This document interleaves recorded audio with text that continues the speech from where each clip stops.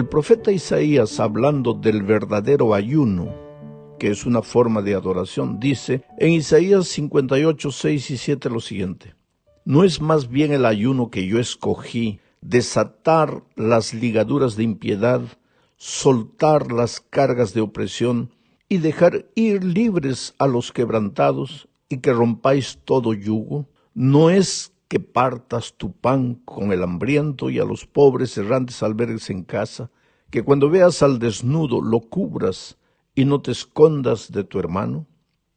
Sabes, mi amigo, para los judíos el ayuno significaba hacer algo para agradar a Dios, y lo hacían muchas veces, frecuentemente. Sin embargo, no se preocupaban con atender a la gente que era menos privilegiada. Dios no está contra el ayuno. Aquí Isaías no está diciendo que el cristiano no deba ayunar. Lo que dice es que el ayuno, como un simple ritual, como una forma de piedad, si no va acompañado de obras en favor de los necesitados, es un ritual vacío, no tiene mucho sentido para él. Para entender mejor este asunto debemos volver a los 10 mandamientos. Mira, los 2 primeros mandamientos declaran que Dios espera que sus hijos le adoren solo a Él y que no se hagan ídolos para ir en pos de ellos. Sin embargo, la historia del pueblo de Israel es triste, porque en el mismo Sinaí, donde Dios le entregara los 10 mandamientos, ellos ya se hicieron un becerro de oro para adorarlo. Sabes, Israel era un pueblo de dura cerviz. Se le hablaba, pero parece que no entendía. Corría atrás de dioses extraños. Y lógico, el resultado era que el carácter de Dios andaba desfigurado completamente en los miembros de su pueblo. Ellos habían dejado de reflejar el amor y la misericordia propias de la naturaleza divina. Ellos se volvieron egoístas, buscaban solo lo que les convenía, sin importarse con los demás. Asimismo, el sábado, cuando llegaba el día sábado, aquel pueblo se reunía para adorar a Dios. Se esforzaba para cumplir el ceremonial del santuario. Su liturgia era solemne, pero sus acciones eran propias de los pequeños dioses a los cuales servían. El salmista David, en cierta ocasión, advirtió a su pueblo en el Salmo 115, versículos 3 al 8, lo siguiente: nuestro Dios está en los cielos, todo lo que quiso ha hecho. Los ídolos de ellos son plata y oro, obra de manos de hombres. Tienen boca, mas no hablan. Tienen ojos, mas no ven. Orejas tienen, mas no oyen. Tienen narices, mas no huelen. Manos tienen, mas no palpan. Tienen pies, mas no andan. No hablan con su garganta. Semejantes a ellos son los que los hacen, y cualquiera que confía en ellos. Es interesante este salmo. Voy a tratar de sacar la idea principal. La expresión que quiero destacar es: semejante a ellos son los que los hacen, o sea, los que hacen los ídolos. Se parecen a sus propios ídolos. Tú sabes que la tendencia humana es asemejarse a aquello que se adora. Hay un gran artista, si tú lo adoras humanamente, quieres ser semejante al artista, a un futbolista, a un deportista, cualquier cosa. Por lo tanto, en aquellos días era natural que la preocupación por los otros, por los más pobres, menos privilegiados, la preocupación por la justicia, en fin, disminuyera cada vez que el pueblo de Dios dejaba de adorar a un Dios de justicia para adorar a los dioses falsos que las naciones circundantes tenían. Dioses pequeños que a menudo se caracterizaban por estar relacionados con la guerra o con la fertilidad. Entonces el afán del pueblo que adoraba ese tipo de Dios, pues era ese afán. Y si el pueblo de Dios se contagiaba de esa manera de adorar, igual quería ser igual a esos pequeños dioses de las naciones vecinas. Al elegir a otros dioses, el pueblo cambiaba su actitud en muchas cosas, incluyendo la forma en que trataba a las otras personas. Si hubiera sido fiel al Señor, el pueblo de Israel habría compartido su preocupación por los necesitados que lo rodeaban. Pero ese no era el caso de Israel. ¿Y el nuestro? ¿Adoramos a qué o a quién? Recuerda, siempre somos semejantes a aquello en lo que enfocamos nuestra atención. Si tú adoras cosas materiales, pues tu atención va a estar fijada en cosas materiales. Pero si adoras a un Dios de amor, a un Dios que entregó a su propio Hijo en favor de una humanidad perdida, entonces tú vas a reflejar esa misericordia, ese amor, esa preocupación por personas que sufren más que tú. Vamos ahora a la segunda parte de este estudio. Aquí veremos las razones para adorar. Son muchas. Él nos creó, Él nos redimió, Él nos sostiene cada día. A veces no nos damos cuenta y ni siquiera percibimos cómo la mano poderosa de Dios nos protege a cada instante.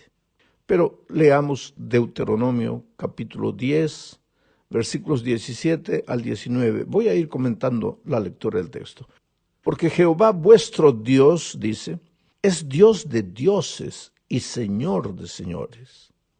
Dios de dioses. Quiere decir, nada se puede comparar al poder, a la grandiosidad, a la soberanía de Dios. Dios es absoluto, no es un Dios relativo, es absoluto. No hay nada que se pueda comparar a Él.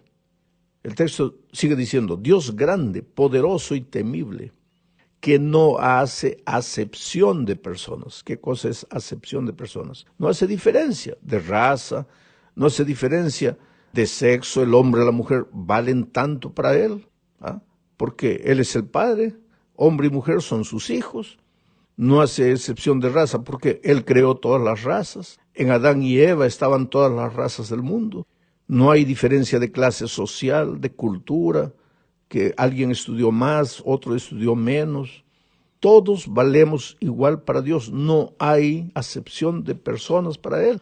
Sigue diciendo el texto, ni toma cohecho. ¿Qué es cohecho? Te presto dinero para después extorsionarte.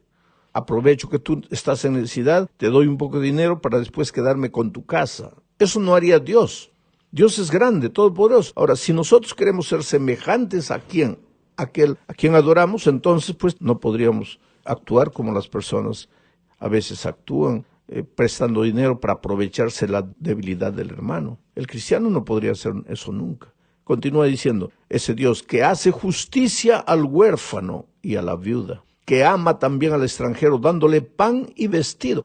Que ama al extranjero dándole pan y vestido. Interesante, porque a veces por las circunstancias de la vida, y voy a hablar aquí de este continente latinoamericano en que nos encontramos. Hay un país que vive un momento difícil y es Venezuela. Mucha gente sincera, linda, ha emigrado de ahí para otros países. ¿Por qué? Buscan mejores condiciones de vida. Y muchas veces, claro, entre las personas que salen del país, pues no todas son buenas. Hay uno, dos malos. Y por causa de ellos se echa la culpa a todo el mundo. A gente buena, gente linda, gente honesta, que no tiene nada que ver con el mal que un individuo hizo por ahí. Entonces comenzamos a hablar así, no, pero ¿por qué invaden nuestra tierra? ¿Por qué vienen a nuestro país? Bueno, si eres un cristiano que ama a Dios y tú tienes un Dios poderoso, es un Dios que ama también al extranjero dándole pan y vestido. Entonces, ¿qué dice el texto? Amaréis pues al extranjero, porque extranjeros fuisteis en la tierra de Egipto. Oh querido, nosotros, esta tierra no es nuestra, somos extranjeros en esta tierra. Si Dios nos amó, si Dios nos ama, ¿por qué no amar también a las otras personas? Vamos a la tercera parte de este estudio. Comentaremos aquí acerca de los opresores religiosos. Puede parecer contradictoria la expresión opresores religiosos, pero no lo es. Sería contradictorio decir opresores espirituales. Eso sí, no cabría. Porque una persona espiritual, esa sí no puede dar cabida en su experiencia a la opresión. Pero la religiosidad no siempre es espiritualidad. En nombre de la religión, a lo largo de la historia se han cometido las peores atrocidades. Necesitamos ser personas espirituales, no simplemente religiosas. Y una persona espiritual es la que anda en el Espíritu, la que se deja guiar por el Espíritu. ¿Y cómo habla el Espíritu al corazón de la persona? A través de su palabra. Israel era un pueblo religioso, pero no era espiritual. Por eso Amós se levanta y dice en Amós 8, 4 al 6, lo siguiente: oíd esto, los que explotáis a los menesterosos. Y mira que Amós no está hablando para el mundo que no conoce a Dios, está hablando para el pueblo de Israel. Oíd esto, los que explotáis a los menesterosos y arruináis a los pobres de la tierra, diciendo, ¿cuándo pasará el mes y venderemos el trigo, y la semana y abriremos los graneros del pan, y achicaremos la medida y subiremos el precio? Aquí están maquinando los males que van a hacer. ¿Qué males? Van a achicar la medida. En vez de vender 1 kilo, van a vender 850 gramos, pero van a cobrar como si fuera 1 kilo. Van a subir el precio de las cosas, van a vender algo que no es legítimo como si lo fuera. Dice, estás pensando, ¿cuándo falsearemos con engaño la balanza para comprar los pobres por dinero y los necesitados por un par de zapatos? ¿Y cuándo venderemos los desechos del trigo? Voy a volver a leer el texto. Oíd esto los que explotáis a los menesterosos y arruináis a los pobres de la tierra. ¿Cuándo pasará el mes y venderemos el trigo? Mire, este es un pueblo religioso. Este pueblo sigue el ritual que se espera del pueblo de Dios, y sin embargo en su corazón, en el fondo del corazón, solo están pensando aprovecharse de los otros. Es que la naturaleza humana es así, querido. Por eso no basta ser religioso, no basta ser miembro de una iglesia. Hay que pedirle todos los días, Señor, transforma mi carácter, mi manera de ser. No quiero parecer honesto, quiero ser honesto. No quiero dar la impresión, no quiero tener pintura bonita por fuera, quiero ser auténtico y verdadero por dentro. El cristiano no tiene que estar preocupado en agradar solamente a los seres humanos, sino saber que en todo momento está siendo observado por Dios, y es a Él a quien un día va a darle cuenta de sus hechos. Dios está buscando un pueblo que viva lo que enseña, que viva lo que predique. Y no es fácil, porque hablar de honestidad es fácil, pero vivir la honestidad ya no es fácil. Pero Dios quiere un pueblo así, que refleje su carácter al mundo. Vamos a la cuarta parte de este estudio. Aquí hablaremos de una extraña forma de adorar. Te hago una pregunta, ¿cuánto vale tu adoración? Si solo te preocupas con los detalles formales de la religión exterior, pero no le prestas atención a lo que realmente vale. ¿Cuánto vale ese tipo de adoración? Dios nunca aceptó la religión formal porque es una forma de hipocresía. Percibe lo que dice Isaías 58, 1 al 4. Voy a comentar la lectura. Clama a voz en cuello, no te detengas, alza tu voz como trompeta y anuncia a mi pueblo su rebelión. Esto es interesante, anuncia a mi pueblo, al pueblo de Dios, su rebelión. Pero ese pueblo está cantando en la iglesia el sábado, cómo adora, cómo cumple el ritual del santuario. Es el pueblo de Dios y sin embargo es un pueblo rebelde.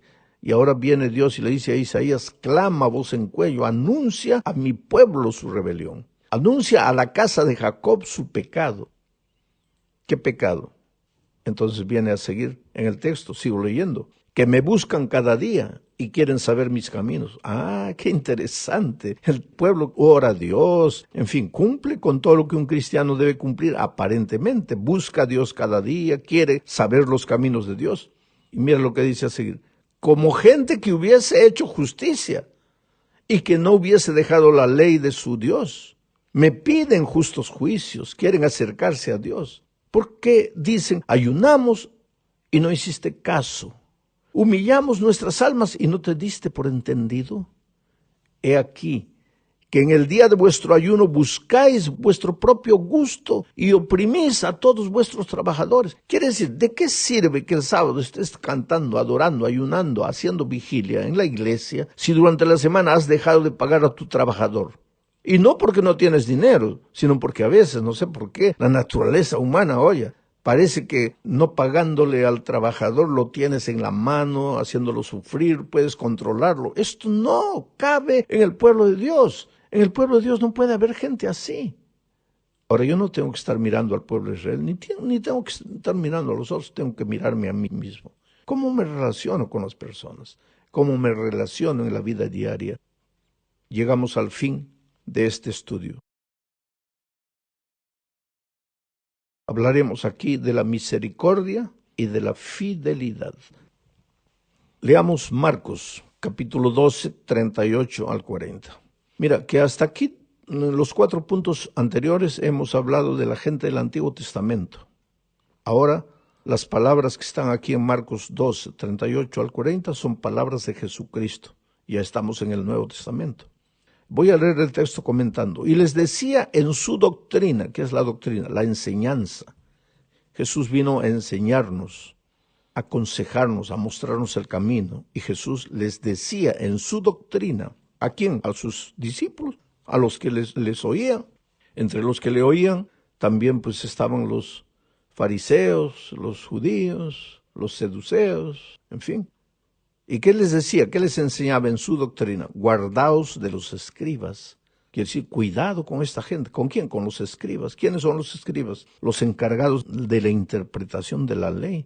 Oye, si alguien conocía la ley, eran los escribas. Y dice, ellos gustan de andar con largas ropas y aman las salutaciones en las plazas y las primeras sillas en las sinagogas y los primeros asientos en las cenas. Oh, gente religiosa, pues religiosa. Pero mira lo que dice a seguir. Que devoran las casas de las viudas. ¿Qué cosa esto es devorar las casas de las viudas? A las viudas ancianas les aconsejaban que vendieran las casas, dieran ese dinero para la iglesia y después ellos se aprovechaban del mal uso de ese dinero. Evidentemente esto tiene que ver con líderes de iglesia. A todo nivel debemos ser sabios en el uso del dinero del Señor, porque el dinero que llega a las arcas del Señor es dinero trabajado con sudor, con sacrificio. Una hermana que se levanta a las 4, a las 5 de la mañana para lavar el piso en el frío invierno de cualquier país y después el sábado con qué fe, con qué devoción, con qué confianza entrega $10, 10 pesos, 10 soles, 10 reales de diezmo. Y el que administra ese dinero tiene que saber que está usando un dinero sagrado. Esto se aplica a todos nosotros. Quiere decir que yo puedo ser injusto también en la manera como estoy usando el dinero. Tengo que revisar mis actitudes. Vamos a continuar leyendo. Esta gente dice, los que devoran las casas de las viudas y por pretexto hacen largas oraciones. Ah, interesante. Son injustos, usan mal el dinero que han dicho a las viudas que vendan sus casas y den para la iglesia. Hacen todo esto mal, pero como pretexto para disimular, hacen largas oraciones para parecer piadosos, para parecer gente interesante, linda, maravillosa.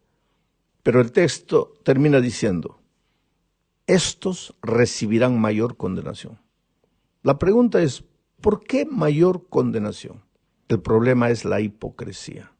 Fingen una cosa, aparentan una cosa, muestran otra cosa, pero viven algo completamente diferente. A Jesucristo nunca le gustó la hipocresía. Un día dijo que el hipócrita es como un sepulcro blanqueado. ¿Por qué sepulcro blanqueado? Por fuera, mármol, lápida blanca, linda, bonita. Y por dentro, hueso, podrido, carne podrida, mal olor. Esto es hipocresía. Por fuera bonito, por dentro sucio. Estos recibirán mayor condenación. Nuestra oración esta semana tiene que ser, Dios, ayúdame a ser coherente. Dame un corazón capaz de preocuparme con atender la necesidad de las personas que sufren, de mirar un poco el dolor, de extender la mano, de ayudar a esas personas. Porque esas personas son tus hijos. Y si yo también soy tu hijo, ellos son mis hermanos.